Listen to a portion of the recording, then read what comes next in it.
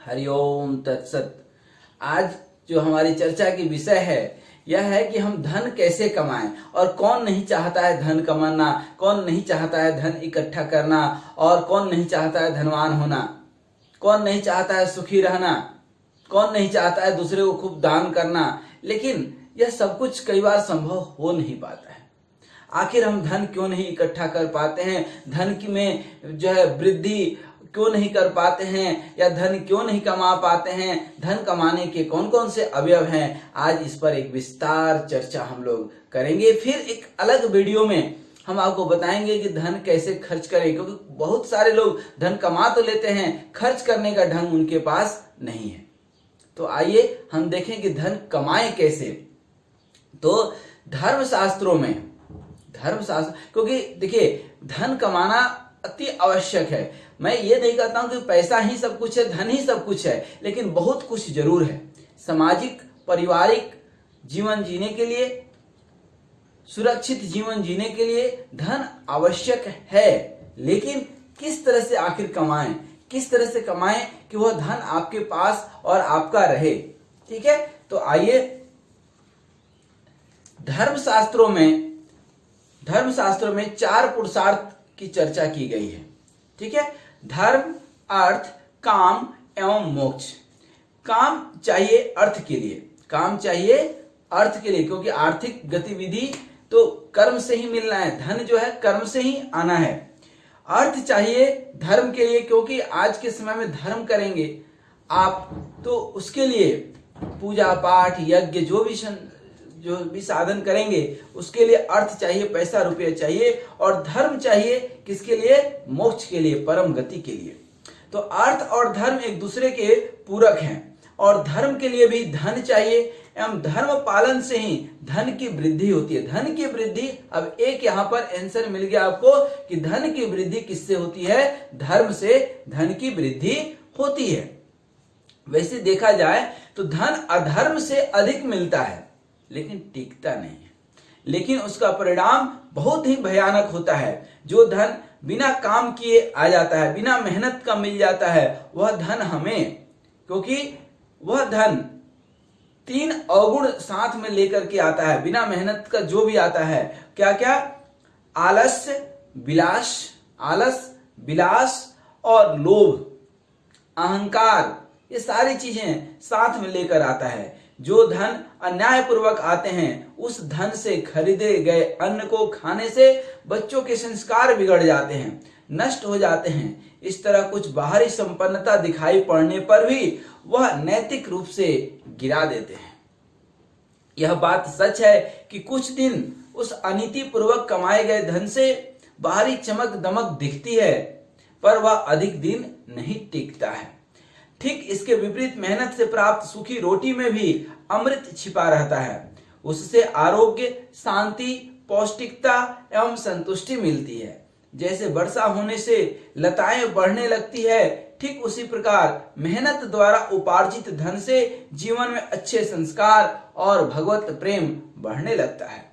अगर मेहनत से उपार्जित धन का थोड़ा भाग दान कर दिया जाए तो बचे धन का महत्व और बढ़ जाता है। मनुष्य को 3 तरह से धन आता है: अधर्म से, परिग्रह से और मेहनत से। मनुष्य के पास 3 तरह से धन आता है: अधर्म से, परिग्रह से और मेहनत से। अधर्म से, अनीति से, बेईमानी से, घूस से, जो है चोरी डकैती से प्राप्त भी कर सकता है व्यक्ति धन। परिग्रह के भी 2 भाग हैं। एक जो मांग करके मिलता है, जैसे आलसी या भिखारी, कामचोर व्यक्ति याचना करके धन प्राप्त करता है। दूसरा जो श्रद्धा पूर्वक बिना मांगे धन प्राप्त होता है, जैसे गुरु को दिया गया सेवा स्वरूप प्रणामी, स्वेच्छा से दिया गया दक्षिणा, समर्पण की भावना से दिया गया धन। यह भी एक श्रद्धा वाली धन है। जो धन याचना अथवा शर्त के अनुसार प्राप्त होता है, वह धन परिग्रह के दोष से दूषित होता है। इस प्रकार से प्राप्त धन भोग की प्रवृत्ति को जगाता है।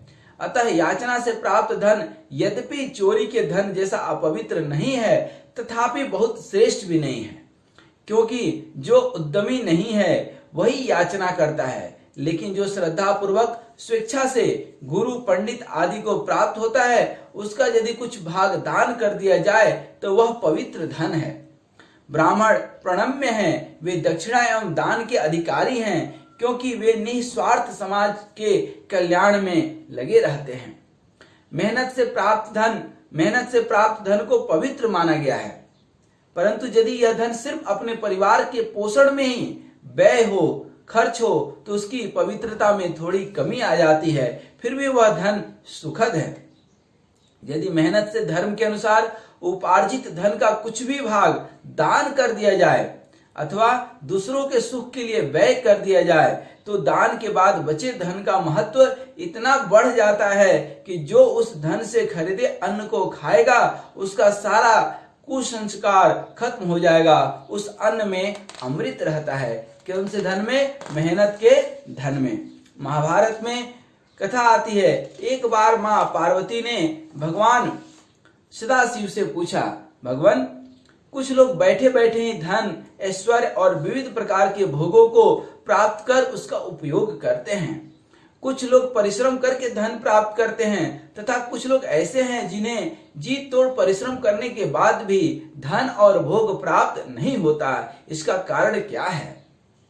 भगवान सदाशिव ने कहा कि देवी, जो लोग दान के सुयोग्य पात्र को पहचान कर स्वयं उसके पास जाकर प्रसन्नता पूर्वक दान देते हैं, अर्थात जो बिना मांगे उसकी आवश्यकता समझकर दान देते हैं, वे अगले जन्म में बिना यत्न के ही बैठे बिठाए धन और भोग प्राप्त करते हैं। जो याचकों के मांगने पर दान करते हैं, वे अगले जन्म में परिश्रम करने पर धन प्राप्त करते हैं। कुछ लोग ऐसे भी हैं जो मांगने पर एवं याचक की पीड़ा देखकर भी उसे कुछ नहीं देते। उसका चित्त लोभ से इतना दूषित होता है कि उसे सदा दूसरों में दोष ही दिखलाई पड़ता है। ऐसे लोग अगला जन्म लेने पर बहुत यत्न करने पर भी धन एवं भोग नहीं प्राप्त कर पाते। उमा अर्थात पार्वती, जैसे बीज बोए बिना फसल नहीं उपजती, उसी प्रकार दिए बिना किसी को कुछ नहीं मिलता। मनुष्य जो देता है केवल उसी को पाता है। अतः निस्वार्थ भाव से दान करते रहना चाहिए, यही धन वृद्धि का मुख्य कारण बनता है। अतः धन कैसे अर्जन और व्यय करें, यह जानना हम सबों के लिए अति आवश्यक है। तो आइए अब जानते हैं कि धन कैसे कमाएं। अपने अपने वर्णाश्रम के अनुसार मेहनत से धन कमाएं।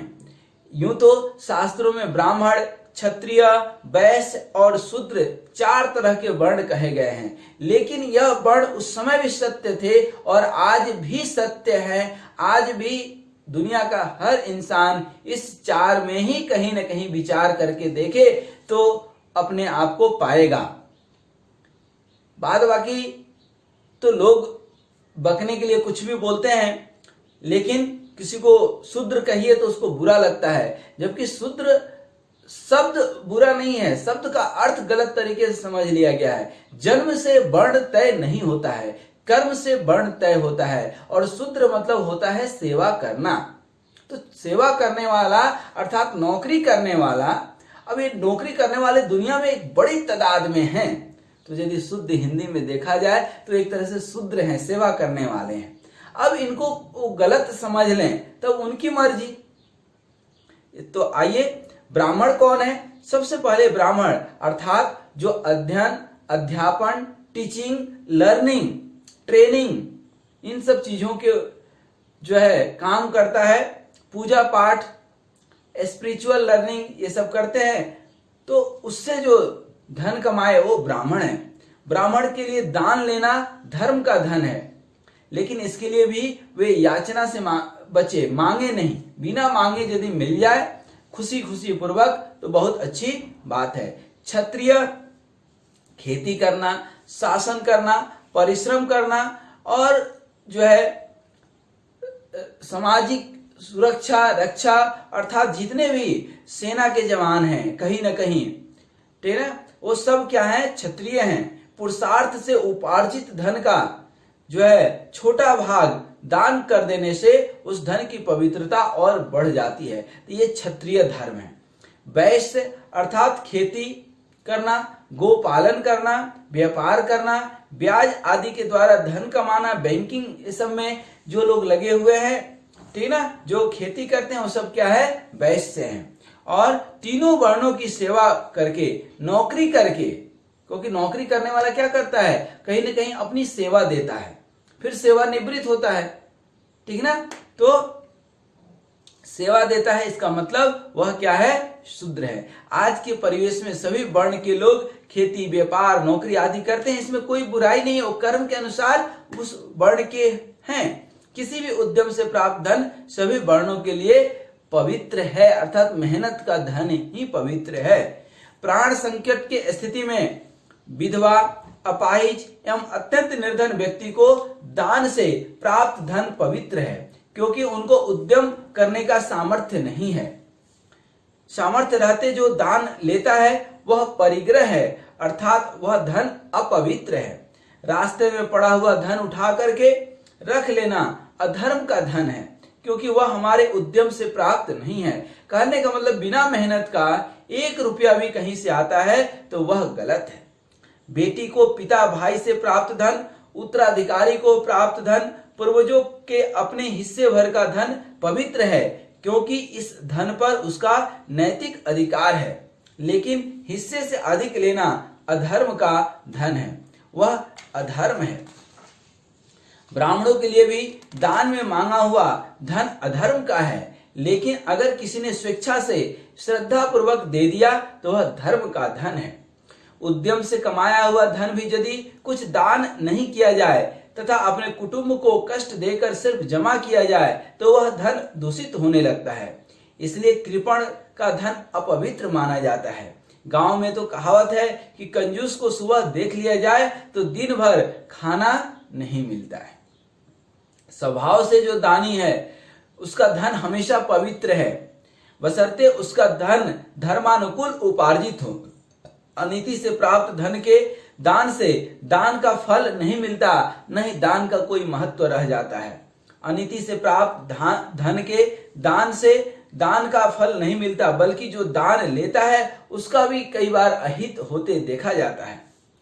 पत्नी का धन स्त्री धन कहलाता है। वह अत्यंत संकट की घड़ी अगर हो तो उस धन को नहीं ले, अत्यंत संकट की घड़ी आ जाए तो ही स्त्री धन का उपयोग करना चाहिए, अन्यथा नहीं करना चाहिए। मेहनत द्वारा अधिक से अधिक धन कमाएं। कोई काम बुरा नहीं है जगत में, हर काम अच्छा है, सिर्फ काम करने का तरीका अच्छा होना चाहिए, उसमें अधर्म नहीं है। मेहनत द्वारा अधिक से अधिक कमाएं, न तो धन का अभिमान हो और ना ही धन नहीं होने की हीन भावना हो। जितना है उतना ही मस्त है, जो नहीं है नहीं है गम, जो है नहीं है कम, जो है लाजवाब, जो नहीं है उसका ख्वाब।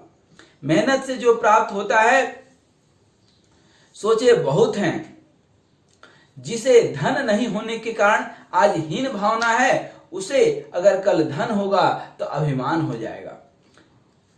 कभी मत सोचें कि हमारे पास कम है या दूसरे से तुलना करके अपने आप को ज्यादा या कम न आके। तुलना इस बात की करें कि कौन अधर्म अथवा कौन धर्म से कमाता है।